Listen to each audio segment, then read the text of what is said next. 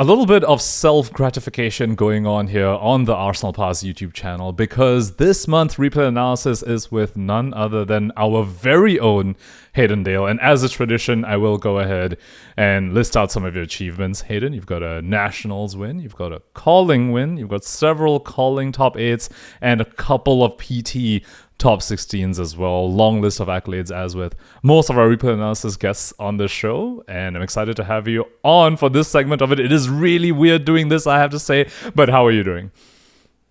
Thank you, Pankaj, for having me on. First of all, it's always been a dream of mine to be a guest on Arsenal Pass, so thank you for having me on the channel. It means a lot, first of all. And it is weird, isn't it? It feels like we're reversing the roles a little bit.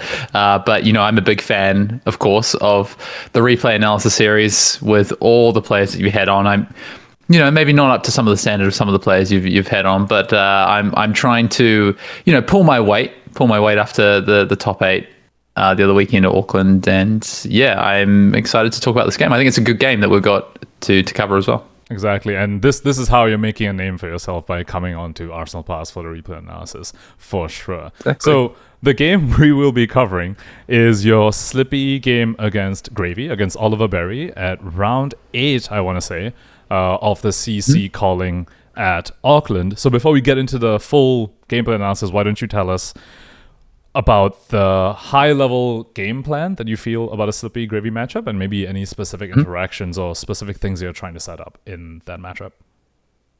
Yeah, I think it's one of the most dominant matchups in Flesh and Blood right now, right? In terms of the two most popular and I think the two best decks in the format right now. So I think it's one that is very important. I think people have their eyes on. It's an interesting matchup. I think it can go a lot of different ways, and I would say that as the Slippy player, the way that I'm preparing for this matchup is really, I think the Gravies are generally going to try and set up and play in the same way, but as to actually how the game plays out, it really does come down to how both players see their sequences of draws and hands, and based on that, the games can actually be very different, because they're not typically long games.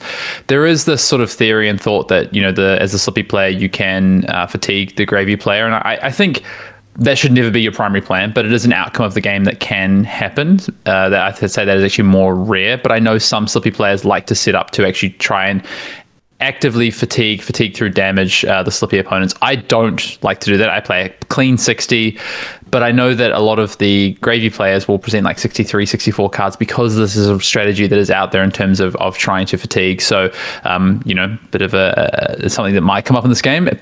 A lot of Gravy players choose to play Whaler Humperdinck in their deck to have at least one copy to set up an endgame if needed against Slippy opponents trying to fatigue. In terms of what I'm trying to do, the main sort of beats of the game are push damage, try and find a couple of big disruptive turns, and take care of first and foremost, the allies that are going to dominate and swing the game for the opponents. So these are the chums, for instance.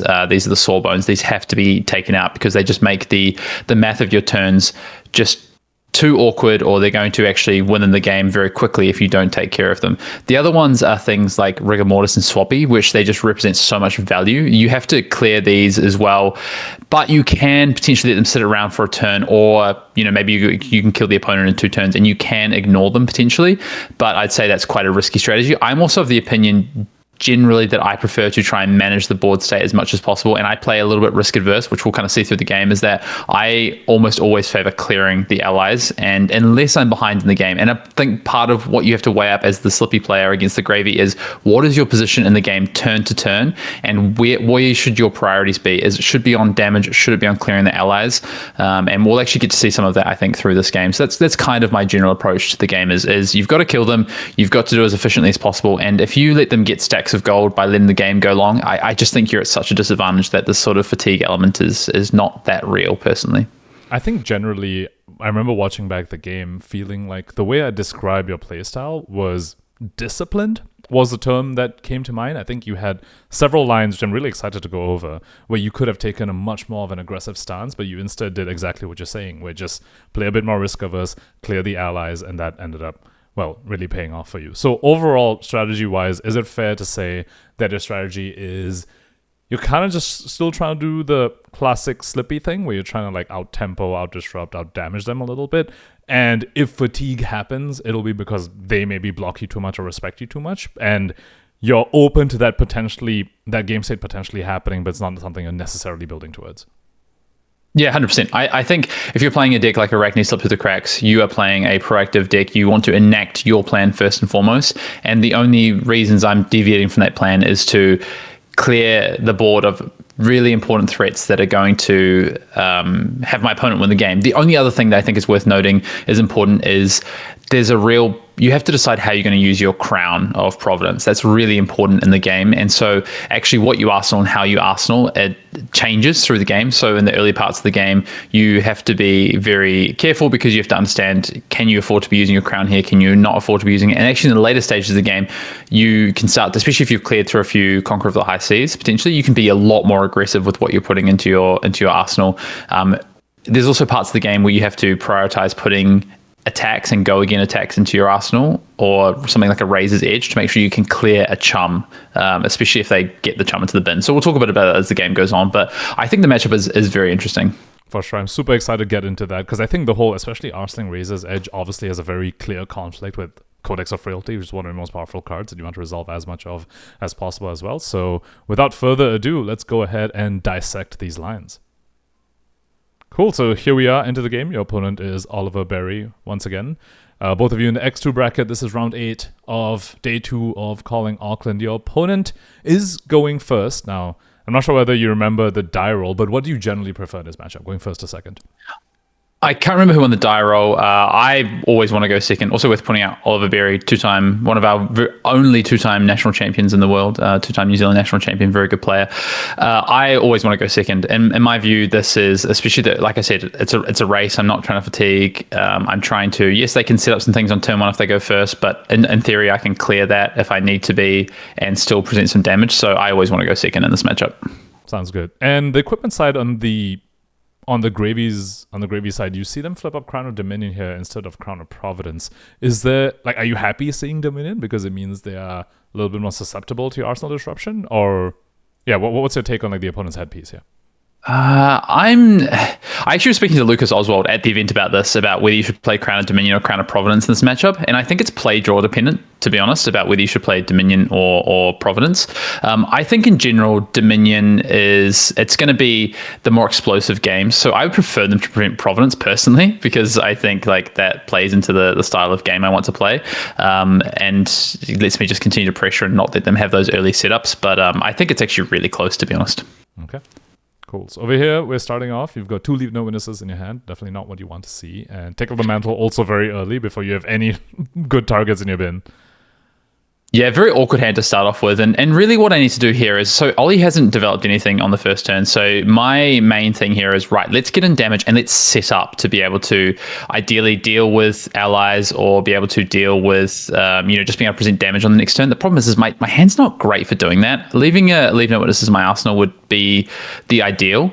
But then I'm presented with a bit of a potential different line here because Conqueror of the High Seas comes off the top with Infiltrate. Now what's going through my head here is, do I just throw my 3 cards here and just come in with 7 and try and disrupt that arsenal from Ollie and have no arsenal left afterwards on my side, which I think is a reasonable play because none of my arsenal targets are particularly exciting. It's really early for Take Up the Mantle, like too early. A Leave No Witnesses on next turn can be potentially awkward because I might be in ally clearing mode maybe.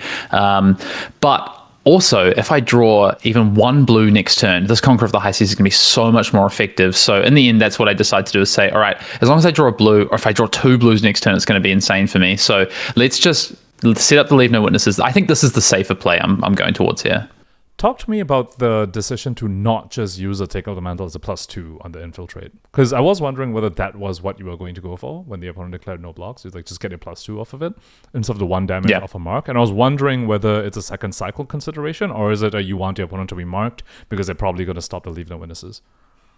It's the latter. I think they're always going to stop the leave no witnesses, based on the fact of that's the first Arsenal they've put in. So I want them to be marked. There's just so many impacts, and you have to be so careful with when you flick daggers. You can't just go wild with flicking your daggers. For instance, to set up something like a Mark of the Black Widow, and have turned on Mark of the Black Widow is really effective, as with Take Up the Mantle or something. So I want to save those daggers for late games for things like my second and third Take Up the Mantle, for instance, and flicking them. So I really do prioritize getting them marked through an early attack with a clave. So you basically sacrifice 1 damage to get a mark in, basically. Correct. You could have just played... Which I think is...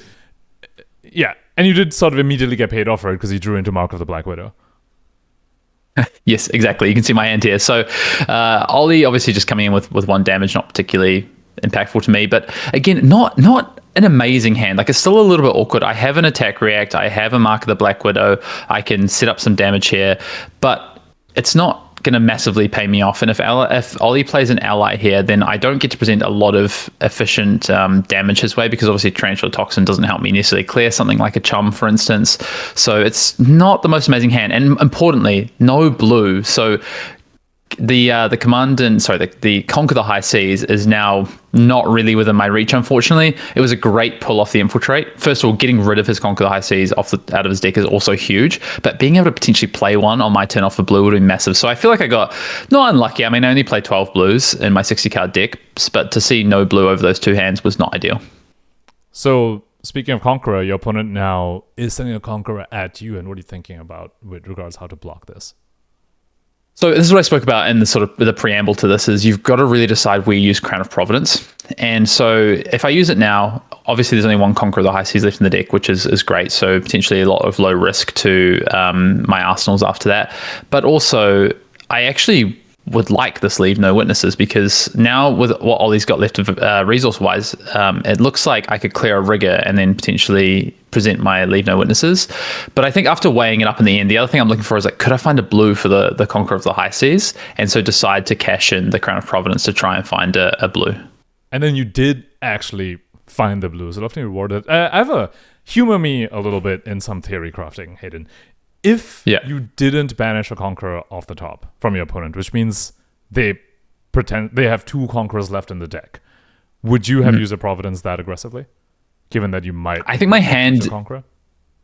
Yeah, I think the fact that I can see that it's really obvious face up they're going to play a Rigger afterwards, because they've literally got the resource left plus the dead threads to do it. I think I'd probably honestly potentially just consider blocking out and clearing the Rigor Mortis. It's really close though.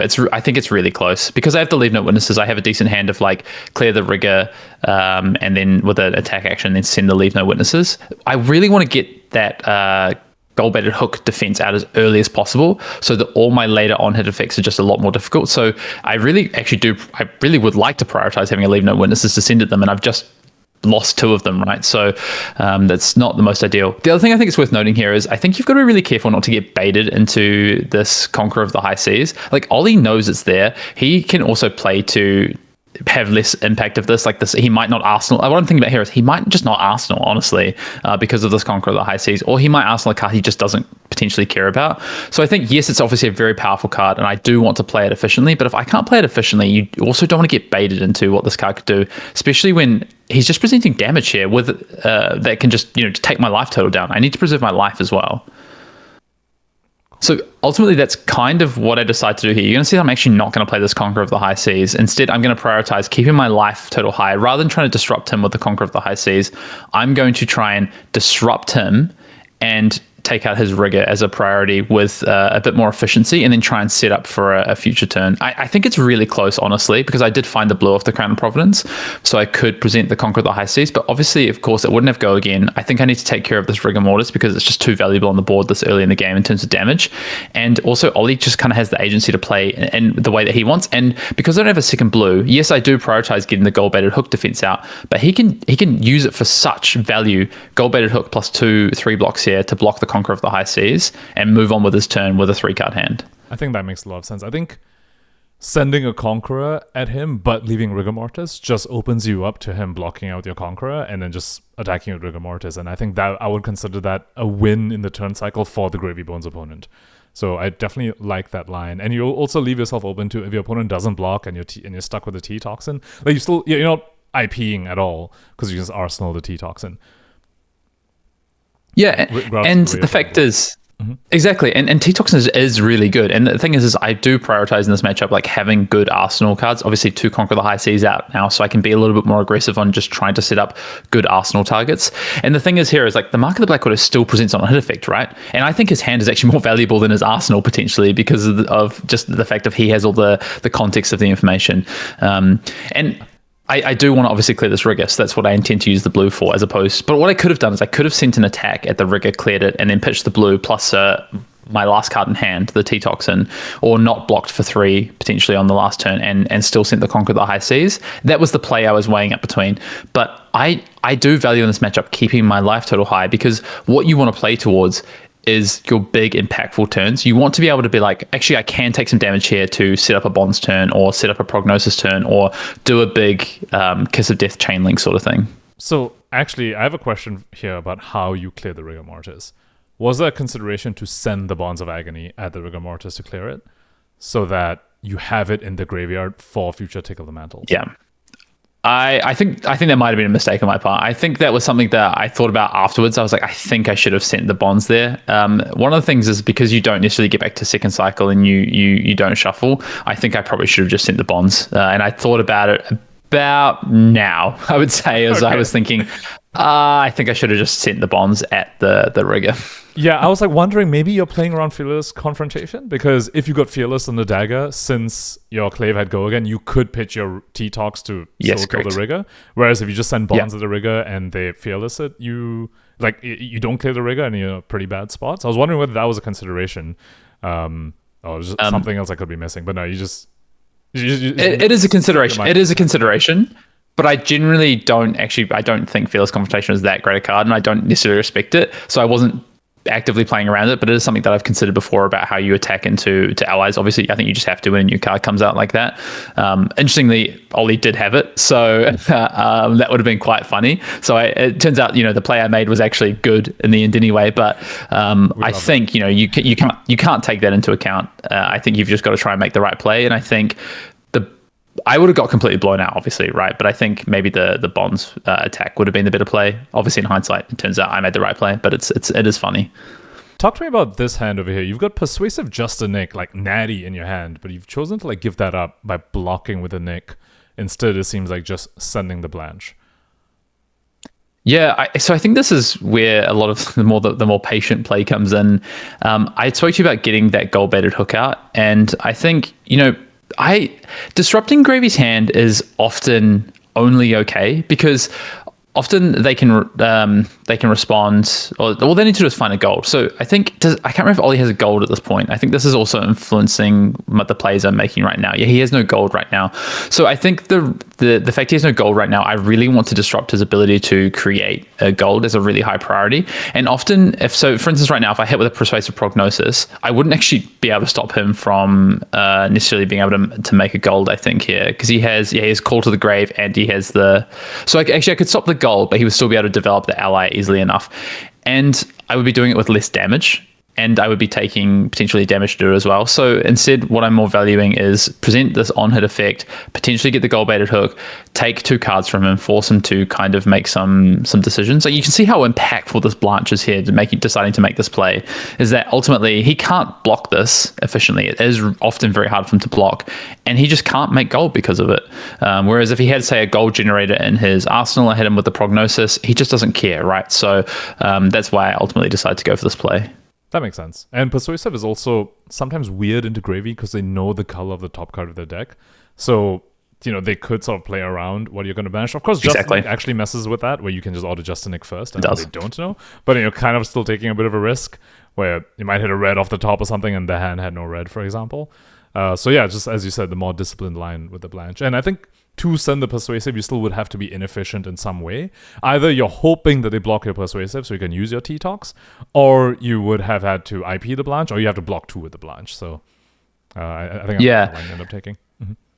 And this is the other thing I think I am generally a little bit more reserved in this matchup than other players, I think. Especially if the Gravy opponent is struggling to find their resources. My preference is to protect my life total and start to dilute some of their resources. So ideally, I'm still really focused on getting this gold-baited hook at some point. But now my tunic's on 3, for instance. So I've gotten through a few of these early turns with a tunic counter up, with potential to do some big turns if I draw the right sequences of cards.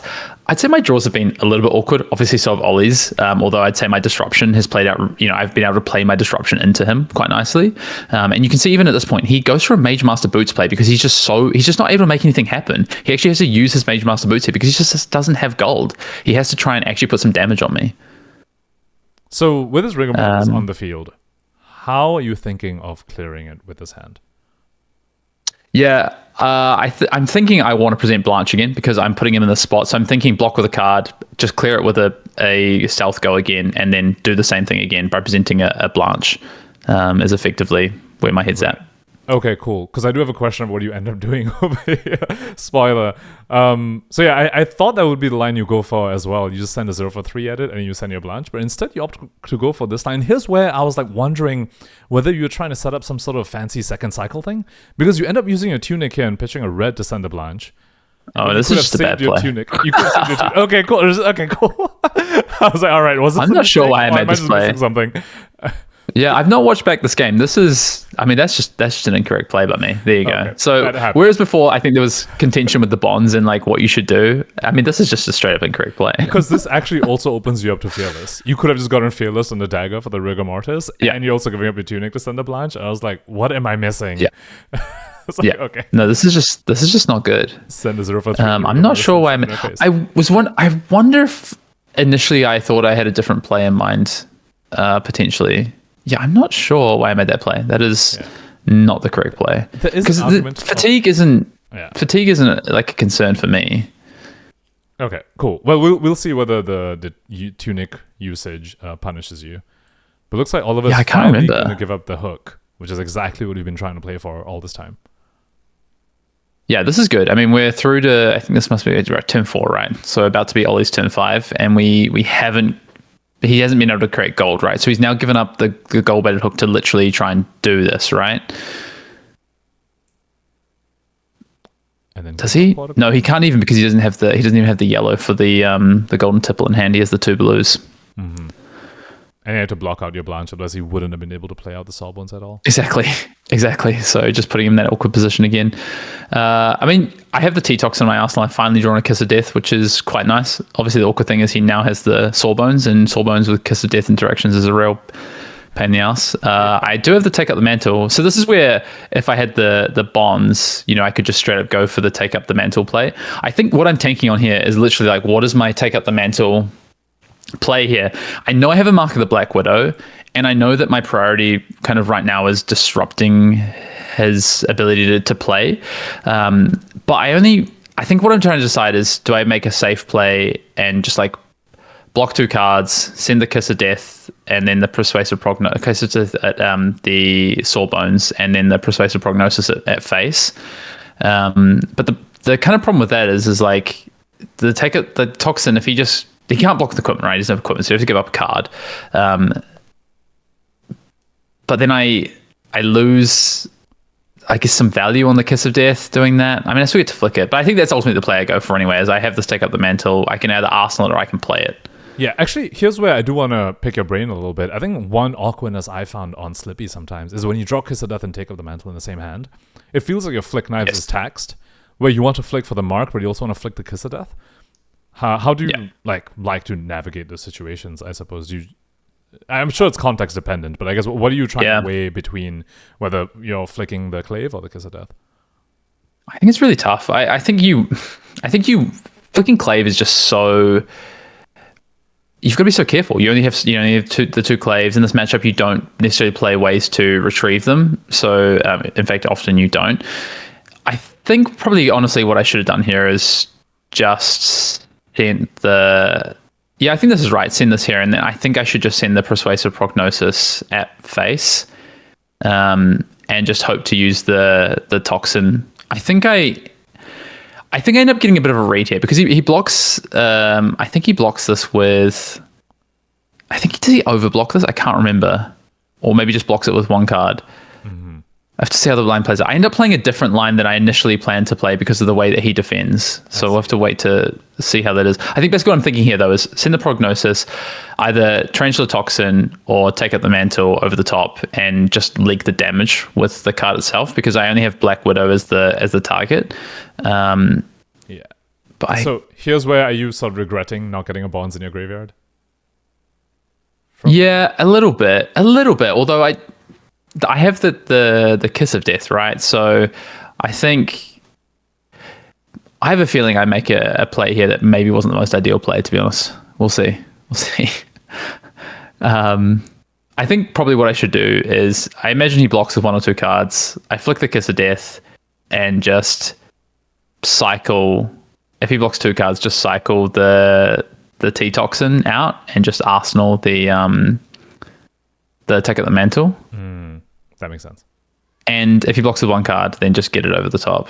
But I think I end up using the 2 cards and deciding to get the Black Widow to just to disrupt the rest of his hand. Yeah, so that was my original play. And then he blocks with 2 cards.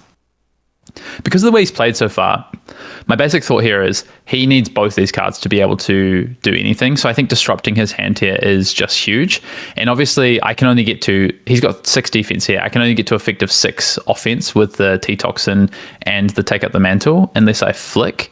But the problem is if I flick the dagger, obviously it pumps the Mantle and I get over the top. But if he's able to manipulate the top of his deck enough that I can't disrupt a card in his hand, so I have to take the Black Widow in that case. So that's basically what I'm working out is, should I just use all my resources here, which is, it's a lot of resources, right? It's a Clave, it's the T-Toxin, and it's the Take Up the Mantle to disrupt his hand. But what I'm tanking on right now is I'm trying to work out, does this just completely tear apart his hand and he just can't do anything on his turn? And that's what I'm trying to weigh up, and I think that's what I ultimately decide to do. And he's already activated Compass, and he put 2 blues on the table to block a Persuasive, which is, I think, quite suspicious. Like, just back in the New Days example, it's like, ooh, that's slightly suspicious. You give me 2 of the same color on my card that cares about color of the top of your deck in your hand. So I think it tells me he has 2 yellows, or a yellow and a red in his hand, and the top card of his deck is blue, basically. Yeah, exactly. So you do go for the Mantle. So yeah, at this point, you are putting 3 reactions on the table. So I remember watching this being like, I bet you really wish you had the Bonds in there right now. Instead of switching to this Mark of the Black Widow. Yeah.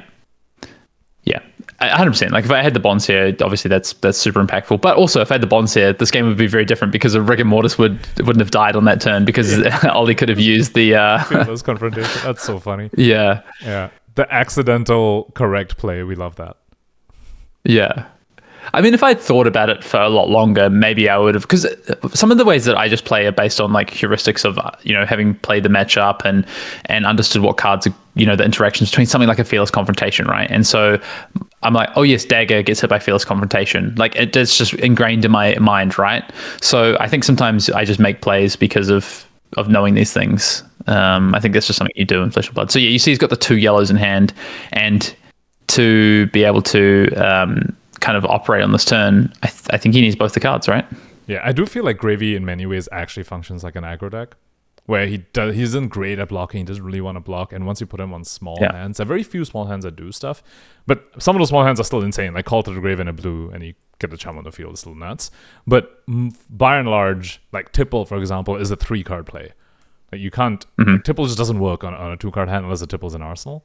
I think like putting him on small hands, especially when he's off gold, is just so important. It's the off gold thing is the most important thing right now. That is, like, if I can keep him off gold, it's just so impactful. And you see, he just has to pass back, right? Because I completely disrupted the hand. I would say that turn is not a turn that I think many people would have taken the line I took, but I do think that line was very good, and I think it achieved the result that I wanted to get out of it.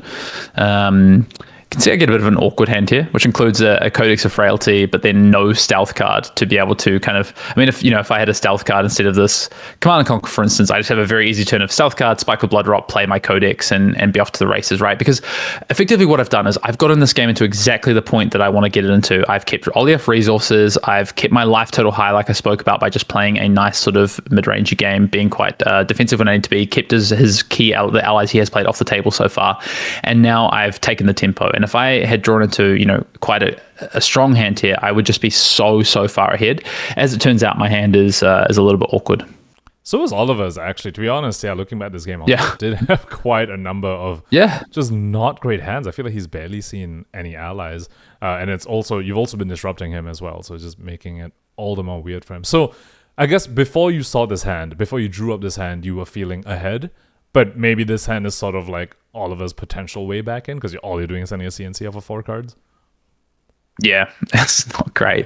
I don't think there's many great lines here, but I think so the other line I was considering is just literally playing out the Codex to get back a stealth card, and then just coming in with the stealth card, just ditching the CNC, and then but the problem is, and then spike with blood rot. But the problem is it still uses so many cards, because my other reaction, it's not like a Razor's Edge, it's a Tarantula Toxin. So if he doesn't block, it just does nothing. So, and I don't have the Tunic Up either. So this is where not having the Tunic Up does matter. I could have made a spike with blood rot play, or I could have made a better Codex play. So this actually did have a big impact. Yeah, I was going to bring that up. You did get punished for that. Yeah. Using Tunic to send the misplay. Yep. Yeah, I think that's I have had people mention to me like some of the lines in this game they thought were quite interesting. I agree. I think the only one that is genuinely the incorrect play was the Tunic play. Like it's just a miss sequence of my cards. I think everything else are quite interesting lines that I take to play the way that I think you should play this matchup. Well, and the Bonds one, right? Which was like you accidentally played around Fearless, but I think if you think people are on Fearless Confrontation, I think you should probably just play that way, because the Bonds. This is one of the matchups where Bonds is not at its best. So Bonds is always insane, but it's not always at its best here, because they can do some gold manipulation. They can often still do because they play out of their graveyard, right? All they need is a blue, like a Port State Exchange or something out of Arsenal, and they can still do all the things they wanted to do. So it's not the most impactful game for Bonds, as it turns out, versus like other things. Fair.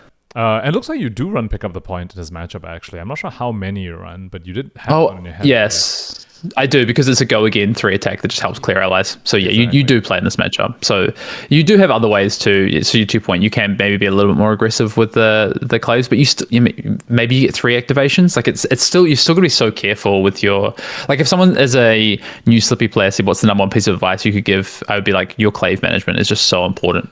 So actually, speaking on that, so right there, you did have the option to play Pick Up the Point instead. Instead of blocking Pick Up the Point, you played Pick Up the Point, pay 1 to buy back a clave, and you still have 2 floating for this Codex CNC that you're setting up over here. Instead, you went for the Orb Weaver Spinneret, send Calistera for 4, and then do Codex CNC. So can you talk to us a little bit about that difference over there, given especially how important like having an extra clave is potentially for the extra mark? But it seems like over here you prioritize the damage instead of the Calistera. The 1 more point of damage instead of giving yourself an extra mark in the future. So the marks of clave are very important, but so is having a Calistera, because it opens up so many lines with how you clear allies off of a blue, for instance. It opens up your lines with like end games as well. It opens up your 2-cost lines. So it makes it much easier. You can like Tunic, Calistera, clear a Rigger, for instance. So yes, like having your claves are very important, but so is having a Calistera on the table. And at this point, because I've already seen 2 take up the mantles, I've seen double Mark of the Black Widow, I'm now at the point of, and I still have I think 1 pickup point in the deck, I'm at the point of like, okay, I think my Calistera is the more important card to have now. And talk to us about this decision. This was also super interesting. The casters were talking about it as well. You could have gone Command and Conquer. Instead, you opt to use your Tunic and send Blanche. It's interesting, right? If I hadn't made the misplay with the Tunic, I wouldn't have Tunic counter right now, because I might have made a spike with Blood Rock play, and I wouldn't be able to do this play. But I think this is so impactful, this play, because yes, like CNC is very, very good. The thing is though, is that I've got talk about that gold-baited hook. The defense is off the gold-baited hook here, and I usually think that like when you send this, it's so hard for him to block it out. And you see here that the thing in my thought is like he might just have to give up dead threads here if he wants to do anything on his turn by sending a Blanche, because it just is so difficult for him to be able to block out a Blanche. Like 7 with no equipment is just so tough. And because again, he still has no gold, it's just the disruption on the resources is just so high. So I really like this play that I make here. Cool. This is a bit unfortunate the way it lined up for you. I think that might have been his last blood in the water. I'm not entirely sure. We definitely saw 1 earlier. And as far as I know, Love Babies are just on the 2. And he had the ally on top as well. So you just got 1 card from him and the Death Threads. Yeah. So it kind of ended up not being correct for you. But I think that might be one of those lines where you made the correct line, but he had like that 2% that punished your correct line, but it doesn't make the line wrong. he couldn't have blocked out the CNC, which is hilarious. Exactly. But I don't think the end result would have been too different because you can see he's just going to play mostly from hand here anyway. So getting his Arsenal, like the impact was. It's significant, but I think the play I went for is the play that just completely can potentially just blow him out of the water and just give me back another turn of him doing nothing. And if that had been the case, my hand is busted, right? Like I have finally found the hand I've been looking for, and now you're going to see where my approach to the game I think is interesting. Yeah. Which is where you're going to see my patient play come in on this next turn, I think, because you're going to see how much I prioritize his allies. Yeah, for context, for people who maybe don't see the line, he just has a fully live Bonds of Agony, basically, a very easy one, where you go Bonds, Nick, Razor's Edge, and you just flick a Callistra, which is like something you can kind of flick for free anyway, or even use Black Tech if you don't want to give up the Callistra, which is very strong Bonds. When you can Bonds with a Nick, and you're not even using flick plus Black Tech, you're just using one of your onboard reacts, it's a very, very strong hand that Hayden has found over here.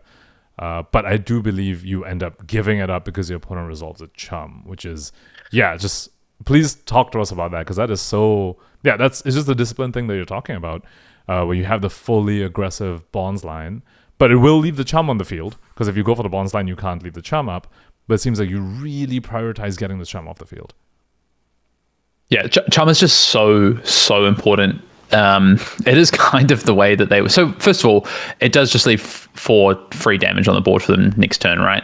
The other thing as well is that, yes, again, Bonds is very, very strong, but let's just say they have a hand where I still don't know what's in his arsenal at this point. I'm like, at this point, I'm thinking it is, I can't remember what I put him on at this point. I eventually worked it out, but I think I put him on a not a gold enabler, because otherwise he would have been able to do that early. I think I put him on. Actually, no, I think I put him on Tipple because he's been playing Tipples from hand. I think I put him on maybe a blue Tipple. I think at this point I'd have to, but I think what the Bonds piece is, he can potentially still do what he needs to do even if I bonds him on a turn.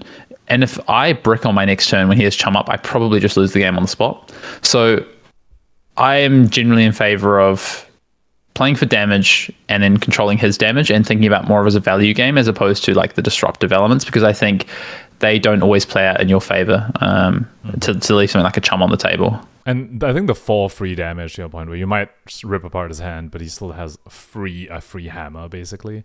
I think that does mess up the math quite a bit. You still have to clear the chum. Like, you still have to work out how you're going to clear chum next turn. And let's say you drop a hand where so I have a CNC in Arsenal, right?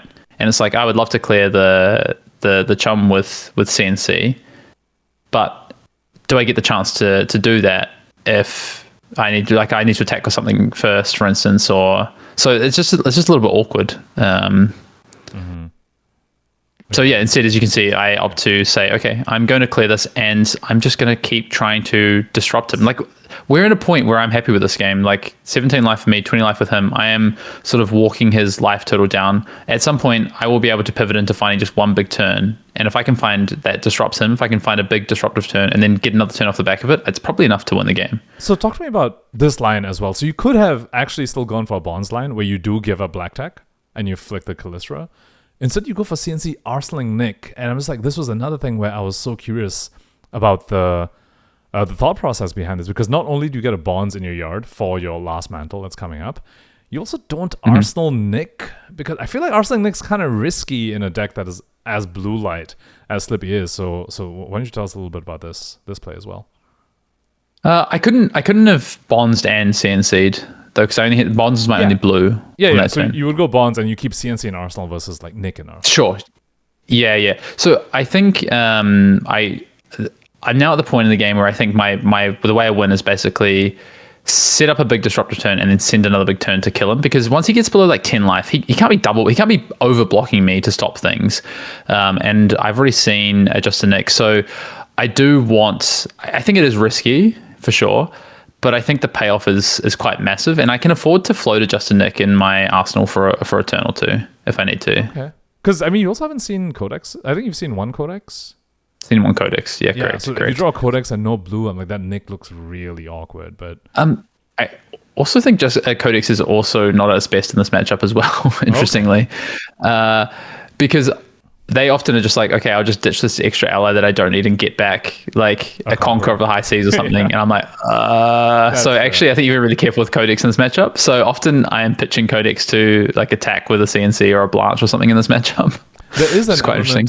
There's an element of like how you have to play against an Earth hero, where if the arsenal's empty, you have to be really careful about your Codex, so you might give them a felling. Actually, against Earth heroes, exactly, if the arsenal's similar. empty, you're just not supposed to Codex them, which is so funny. But against Gravy, yeah, there's some element of it where I've definitely been like, I don't want to Codex them right now because it'll put back a Conqueror, and that's terrible for me. Yeah, the way I want to Codex in this matchup is often to get back a disruptive piece that they can't stop. So setting up really impactful, or that they have to double block and know they can't do anything off the back of afterwards. So there's like, okay, they get back a Conquer the High Seas, but like I don't care about it because they're going to block out, and then next turn I just have a ton of damage that they're never going to be able to cast this Conqueror or whatever. Right. So at this point, obviously, there's a Sawbones. I have a Take Up the Mantle. To the point earlier about having a Bonds in the graveyard at some point. Yes, like this is my final Take Up the Mantle. Obviously, comes very quickly afterwards. My complexion, I would have got paid off for the Justin Egg potentially, or yeah. But this is fine. I found one of my Gogan cards. This is the other thing, is I know I can clear allies really easily because I still have a lot of Gogan cards in my deck. So I'm just going to continue to manage life totals and present some disruptive effects. Obviously, this one's not the best because they can manipulate the top of their deck, see the top of their deck. Yeah. Do you still feel ahead at this point? No, I feel sort of... Okay, it's interesting. You can see his hand here as a bunch of allies. I know there's Ollie is going to draw into ally heavy hands because he had a couple of turns of not seeing allies, right, and seeing all these 3-block blues. So I do know that I should be able to punch through damage fairly easily against him. I just have to obviously not die and not lose too much value. And I think this is why I guess the point here of making this play here, of committing the final clave, so to speak, like to use the mark to be able to try and push. So you spoke about the Justin Egg being, for instance, a bit risky. I don't necessarily disagree. And also I have a line here to push a bunch of damage and disrupt him, so I decided to take it. Cool. And yeah, over here you seem to pause for a little bit. Is there any world where you don't play the Justin Egg on this? Because if you pass in reactions here after Mantle resolves, he could just pass back and you've lost the opportunity to play the Justin Egg, right? No. I thought he was responding to. He kind of said something that indicated he was responding to my Mantle. Like I thought he was going to Gravy or something. Compass. Or compass. Yeah, compass. Yeah. So I was asking him what he was saying here, and I said that's why the prognosis I'm saying, is this resolving? And he's like, yeah, it resolves. And I was like, okay, I still have an effect. Got it. Which we're talking through right now. Right. Just to clarify. Yeah. And the cool thing about Nick with Prognosis is that they can compass to see the top card, but they can't see the second card, and then you can just say a Prognosis is going to hit the second card. And you have to hope you don't hit a red, I guess, based on their hand currently. Yeah. But obviously you don't know. And that's the other reason. Yeah, that's the other reason as well, because obviously I know I'm going to Justin Nick this. Like, if I thought he was potentially responding, and I obviously want to make sure if he's going to respond, that he does it beforehand. Yeah. Because it's a lot better for me, right? With using the gold, using the hero ability potential. So I hit 2 yellows off the top, which honestly is, is kind of whatever. But the main thing here as well is that I can see exactly what the next 2... I get a big chunk of damage through, which is really important. I knew he was going to draw into these sort of hands. I knew I'd be able to disrupt pretty well. The other thing as well was that I kind of know what his next 2 turns mostly look like. I think at this point, I'm fairly sure this is a blue tipple in his arsenal. I think I get to the point where I'm like, this can only be... it has to be a blue tipple, I think, is what I get to, or a yellow tipple. I'm like, it can't be... Maybe it's yellow tipple I put him on. At this point, I'm like, it's definitely a tipple. I can't remember which one I put him on. So I guess kind of at this point, I'm just like, wow, you have double Sobby anyway. I'll just take this Sawbones. Sawbones definitely the more annoying of those 3, for sure. Yeah. And then, it's like taking 1 Sobby doesn't really do anything. So pretty forces. And you gain a bunch of life too, man. Persuasive Justin Nick is just so strong. It is. So now all of a sudden I'm up to 14. He's on 10. And it's a red tipple, I think. Looks like it. Red tipple. And you know his hand. But that's the weird thing about Gravy. It's like, I have had moments too where I see the hand. I'm like, oh, okay. But then after they start manipulating the whole hand, like they play a tipple, discard 1, they activate Gravy, discard another. I'm like, oh, okay, I don't know your hand anymore. It's like I knew it going to your hand cycle. Well, that's why I take the Sawbones. Because because I think actually playing Sobby correct. But he's going to be able to do it no matter what. So you just take the Sawbones to cut down because if he draws into something else and all of a sudden he's like, oh no, Sawbones is correct because I also get to this other thing, or my resource space changes or something, all of a sudden it's like, oh, that's a bit awkward. Double Sawbones is awkward for sure, yeah. Sorry, double Swabby is awkward for sure. Sorry, yes. Double Sawbones is fine. Double Swabby is awkward for them. Yeah. Oh yeah, as long as double Sawbones isn't on the table, because that double is Sawbones is terrifying for you. Yeah.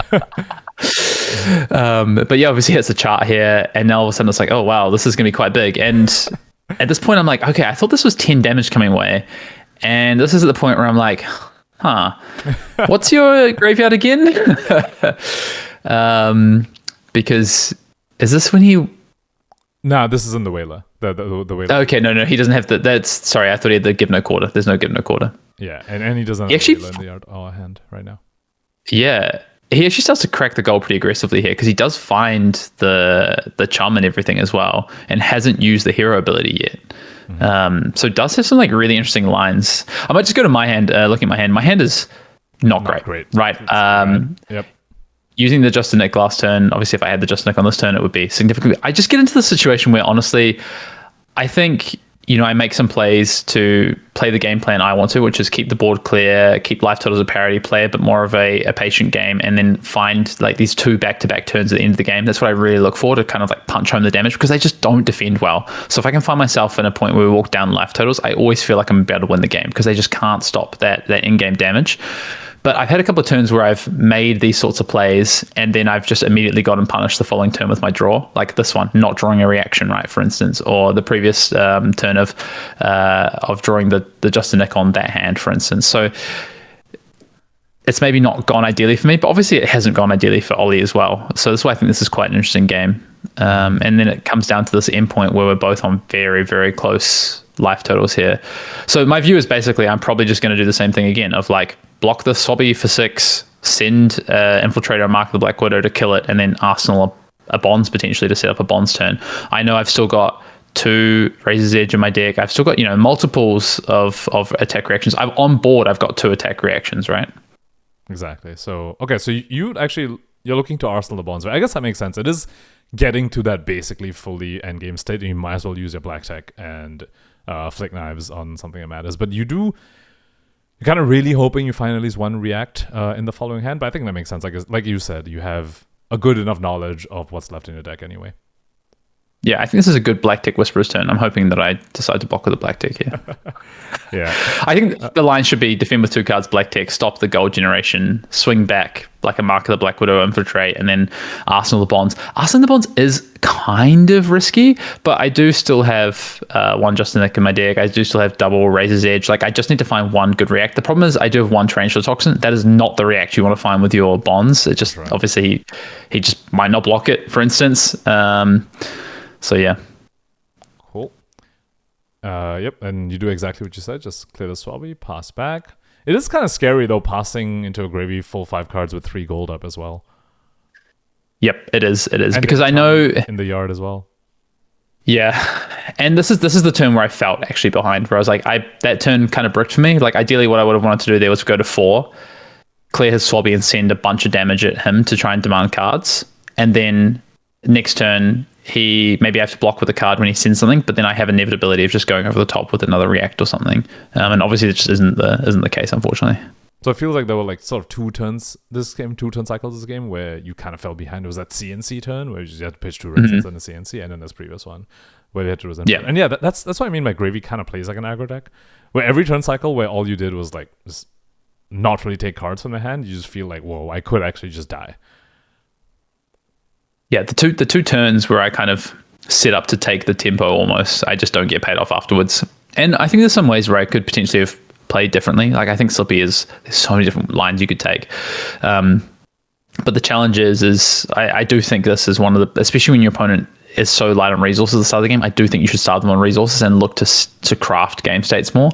It just didn't initially get paid off in a couple of those turns. But I think, still been able to navigate it fairly well considering even after the Tunic Blanche misplay. So now he's resolved a Humperdinck, which is, and you are at 10, so it is absolutely lethal. So scary. It's although you do have a 2-card 7, which isn't common in Slippy. So I guess you do have Tunic up, so you could Tunic Callistra and then 2-card 6 it, and that is common.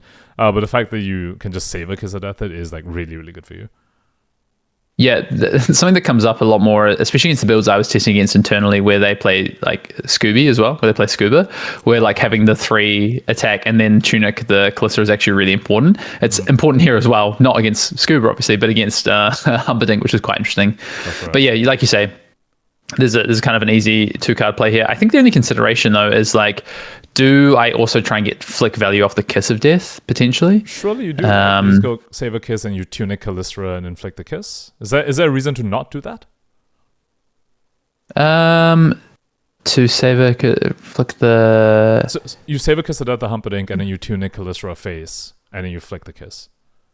Yeah, I mean it's just damage, right? Yeah, you're just getting damage. I think it's just whether you think you need the Tunic counter for like there's still. I think I still have 2 Spike of Blood Rot on my deck. Wait, do you run 3? I think I've only seen. I run 3. Yeah. Oh, okay, I see. I've seen. I think Spike is. 2. Yeah. Okay. Yeah, I think Spike is a very, very powerful card. So I run 3. So I'm a lot more careful of my Tunic resource, I would say.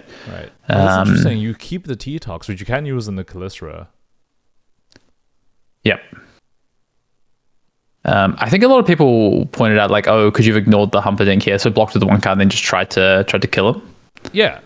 But I think what I end up deciding is that I want to keep this Tunic counter, I believe.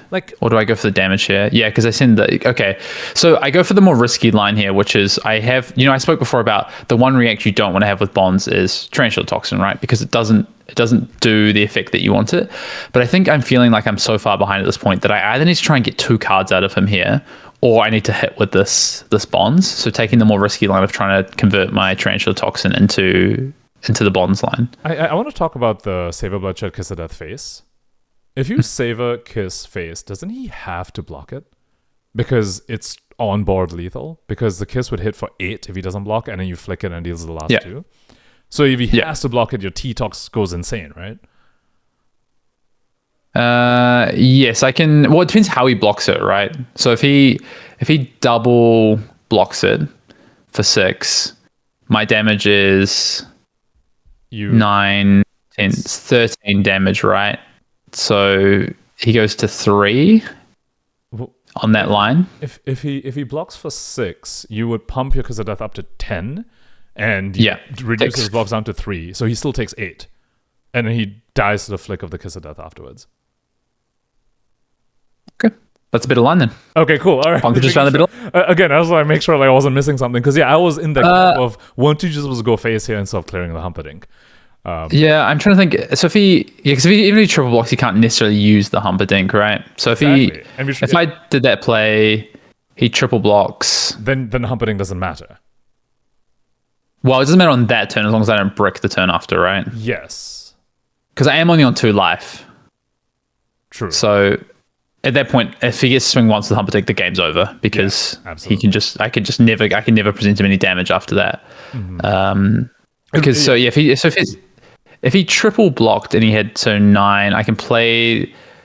He's on 10. I can play the Tarantula Toxin. He goes to 6 defense, and I'm at 7, so he takes 10. 8. You'd be at 10 to his 6 defense, so you'll deal 5. He'll go down to 5, and you flick his, and he goes down to 3. Because it's 7. Wait, why am I at 10? Because it is already 7 from Saver. So T-Tox will put it up to 10 and reduce his block down to 6. Sorry. You're saying up. Yeah, sorry. With this up. Yeah, to 10. Yeah. So then he takes 1. So he takes 4 leak over the top, and 5, and then 6, 7. So he goes to 3. Yeah. So he goes to 3, and then he can block out the last card on my attack. Because I blocked with a blue, right, on my turn, so I don't have a red attack, another red attack. So he stays on 3. You could Tunic Callistra for the flick of the Kiss and just keep the bonds in arsenal. Yeah. Mm-hmm. So then he doesn't block at all. Goes to 2.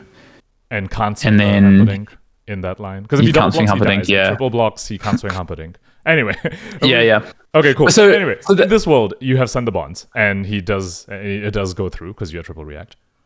Yeah, I think it's worth exploring that play. I think it's really worth exploring that play. I think the challenge is obviously if if I do brick on the way back, I think the game is over. Like leaving him with the Humperdinck, because what he's got in graveyard now, ally wise, I can block with just one card on any of his allies he has in graveyard and still come back and have a 3-card hand. So I think, I know I just said before, I'm like, they play just strictly as better, like you said. I'm not sure it is. I think it's close. Yeah. It's interesting to talk about, because Humperdinck's just one of those cards where it's like, oh, you have to clear it, but then like you're like, ooh, if they're low enough, it's like, ooh, you can just like make them block. And the fact that like a 6 block means he still dies, I'm just like, ooh, that to me that seemed very tempting. And a 9 block still puts him down to probably 3 or 2, which means you brick really badly to. It's true. To not just win after that, but I think I just thought if he just triple blocks it, that I'm just like, I'm potentially just dead on the turn after next if he does that. That is a risk, and you did manage to bonds him this line as well, so it's not like I think if I had a red instead of the blue, I think that's the play. Cool. So now I think Gravy starts doing Gravy things where they try and start to dig. To do something. But this is the thing. We've limited on resources, right? So he only has 2 gold. Like he's had to do it a couple of times to use up the gold he did finally gain advantage of through the middle of the game, and then is really light on resources. So I think you just kind of see the power of, and no death threads, right? You see the power of just like, of hitting their resources early. If he didn't block with that death threads, he would have had no turn. And that was the turn where I drew back. He was able to play the chump, right? Because of blocking with the dead threads. And if he wasn't able to do that, I would have bounced him. I think I would have just sort of walked away with the game. So I think he had to use the dead threads. But now he's obviously in just such a difficult spot. Agreed. This tipple coming in with no discard, and is a blue tipple as well, so it's not even lethal. Yes. But my hand is slightly on the awkward side here, as you can see. Again, I finally found that just to nick, but again, the turn after using the bonds. So, for sure.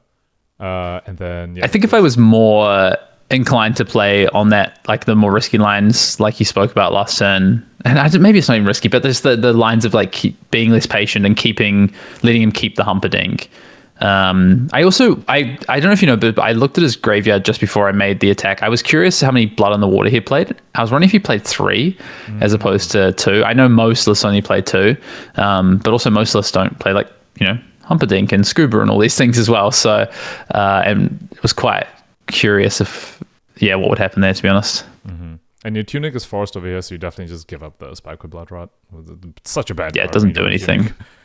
Yeah. The hand's still pretty awkward though. So I can't remember. I think because he has no arsenal, I'm just like, well, I think I just have to play the Codex here to get the value. And at this point, I can't respect the Scuba. I don't think. I think I just have to try and kill him. And because you find Kiss, you sort of like, you are representing that you have like something like a T-Tox or something, which is super interesting. It's like, this is like such a fork where it's like your opponent needs to decide, do you have to react or do you have an attack afterwards? And you have the attack over here. I don't know if I have any Torrential Toxin left, actually. Oh, you don't? Oh, you might not? Oh, okay. I can't remember. Because I played one last turn, one a couple of turns before. I think I pitched one, right? So I don't think I have any Torrential Toxin left. I think I pitched one early on. Interesting. Okay. Interesting. Because then I think this block from Ollie might have been a little strange. Because I believe he put 6 in front of this, I want to say. After he discarded Codex already. And if there's no T-Toxes left, then you can actually just block 3 and be safe. To be fair as well, like both of us like are trying to finish this game and there's like no time left in the round. I think this is literally the last turn before time.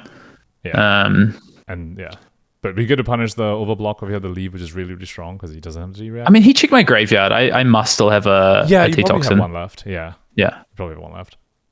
So leave here is sick, and then all you can do is swing Scuba on his turn. So starting to feel like it's coming back in your favor. It's been a very like, actually no, at this point it's like you keep one card, you flick Callistra unless he can establish the Sawbones, which literally can't off of one card unless gold draws him into something amazing. Actually, he could, I guess, if he's golds into Swell and then plays a Swell, and so he could actually. But you kind of have it on lock over here. with the flick and the Kalishra still up. Yeah, he could have blocked with one card. I think he potentially should have just blocked with one card. Mm-hmm. Yeah, I mean, you can see in my hand, obviously, I finally drawn to a good hand.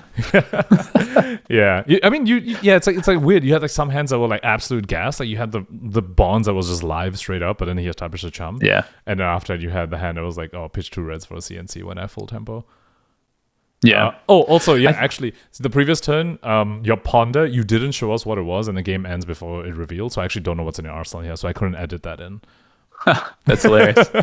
Yeah. I couldn't tell you what it is. I'm going to assume it's a red stealth attack. Based on the way I've just blocked here, I'm going to assume it's a red stealth attack. Yeah. I think this game's quite interesting. I think there's a couple of lines where, I think that the two most interesting lines are probably the second Mark of the Black Widow, and I think the big line in question, like we just spoke about, was respecting the Humperdinck, right, as opposed to just trying to kill him, seeing how he blocks that. I mean, given the fact he double blocked on the kiss, I'm inclined to think he triple blocks, but it might just not matter, right? Like it might just be the case of, as long as I don't draw disastrously, he's on 2 lower life now. He goes down to 2 life even through the triple block, that I'm just able to kill him on one of the next 2 turns and it not matter. Yeah, I've generally found that if they're in a spot where they have to block Kiss of Death and you're holding T-Tox, you just like make them, because I feel like the typical thing they would do is be like, okay, make you have the T-Tox, so they can't just play around it like all the time. Especially Gravy, where they might even have like 9 block in a hand, especially with the way that he was drawing. So that was the only line where I was like, ooh, this feels like potentially a different line. But I mean, I don't know, killing Humperdinck as well, it's like, and you still you had to follow up. Yeah, and then you bond him afterwards, so I'm just like, you can't be too sad how that played out anyway. So I think it's close.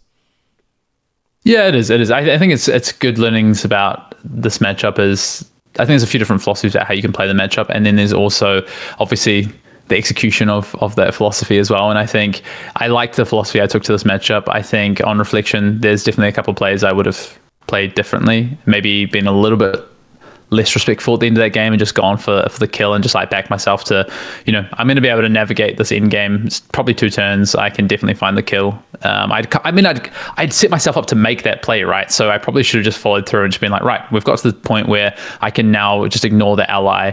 I think honestly, maybe what part of it that threw me was also like, I just hadn't had someone resolve a Humperdinck against me. And I was like, well, if he just ever gets to swing this, I just die. I just can't win the game. So, but really the thought process should have been, can I just win the game in the next 2 turns, and he won't get to swing the Humperdinck anyway. Yeah, and there's also the aspect of playing on stream in like a high stakes-ish event that is relevant. Although you definitely have a little bit more experience playing on stream for sure. A decent amount. Some wins, some losses. Yeah, for sure. All right. Well, that was awesome, and then you went on to top 8 the entire event, which was amazing. Congrats again on that run. Goal foil could have been a little bit better for people who missed it. Go tune in to depending when this is released, either last week's episode, 2 weeks ago, I think. Yeah. For the goal foil that Hayden opened from the top 8. But yeah, congratulations again and fantastic insight as usual, Hayden. Thank you. Thanks for having me on the show. It's been great to be on the replay analysis. Maybe I can make an appearance another time with maybe a run at a bigger event, maybe a tier 4 event. Yeah, sure. And we might even like guest you on the pod at some point, maybe. Thank you. I'm just gonna do this for what's it called? Like perfunctorily. Like I'm just gonna do this because I do this for everyone. Where can people find you, Hayden Dale, if they want more Hayden? Well, you can, of course, tune into the Arsenal Pass podcast. It turns out I'm actually also a host on that podcast. So great podcast. You can find me on X, Fian_Dale, on Discord if you want to reach out as well. I did put up a full sideboard guide for this Slippy deck as well up on our Arsenal Pass Patreon as well, which goes pretty deep into, particularly this matchup, but a lot of other matchups as well, tips and tricks, how to play, lines to look at, all those sorts of things. And now also you can learn from my maybe a couple of mistakes in this game as well about things to do better as well. So there you go. Well, yeah, that's why we do these, right? Like the mistakes is what you learn from. So thank you for humoring me on that. And that ends a little bit of self-gratification that Arsenal Pass is doing for this month. More to come maybe at some point. I can't promise that's the end forever. But thanks for coming on. Thanks for taking the time to do this and sharing with us your valuable insight. And that was episode 7 of Replay Analysis with the Pros. And we will see you in the next one.